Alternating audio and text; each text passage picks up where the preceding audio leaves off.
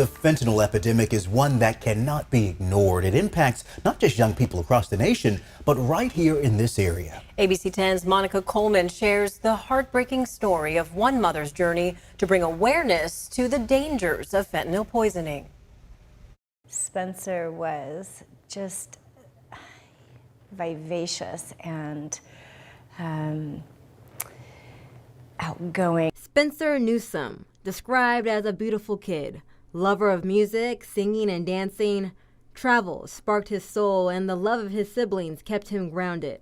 But his biggest passion was baseball. He started off, in high school, and then started umpiring girls softball, travel baseball, high school.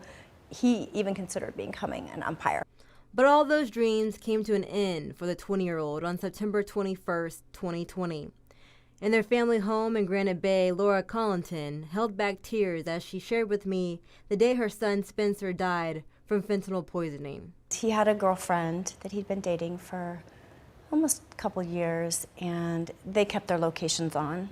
He was supposed to go to work the next day in the morning, and I guess they had talked the evening before, and she noticed that he hadn't gone to work. Calling Spencer's dad to meet her and her husband at Spencer's apartment, Laura fled to Roseville.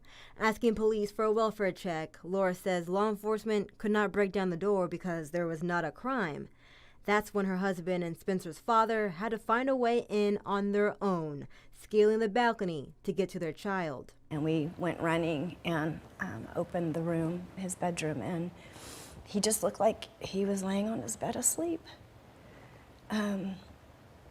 His feet were on the floor. He was dressed in his clothes from last night, we assumed.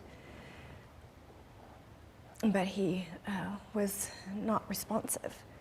And then the police came rushing in. And that was really traumatic because I didn't get to touch him or hold him. They pushed us out of the room. And I honestly didn't get to see him again until he was in his coffin. 2 years later, law enforcement still have not been able to make an arrest and make an exact connection to her son's death. Number one, enforcement and prosecution. We need to stop those who are distributing it in our communities. We need to stop those who are importing it. We need to make sure that where it's coming into our country, we stop it.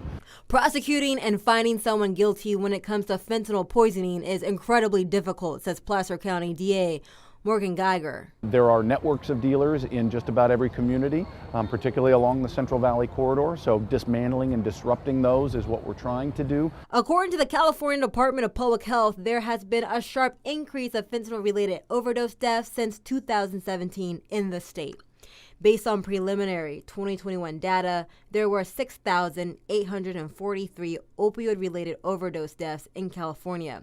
5,722 of these deaths were related to fentanyl. I think that message is that no matter your age, you can still call your mama. You can still reach out to somebody that you can trust, right? To say, gosh, I don't have this. Fentanyl is up to 50 times more potent than heroin and 100 times more potent than morphine.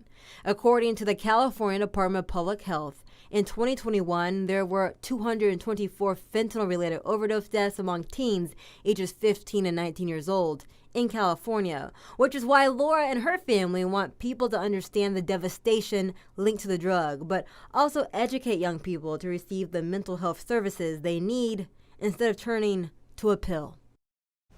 A powerful story. Our Monica Coleman reporting. Don't forget, if you or someone you know needs help, there are resources out there. You can find resources and information on the dangers of fentanyl visiting our website, abc10.com.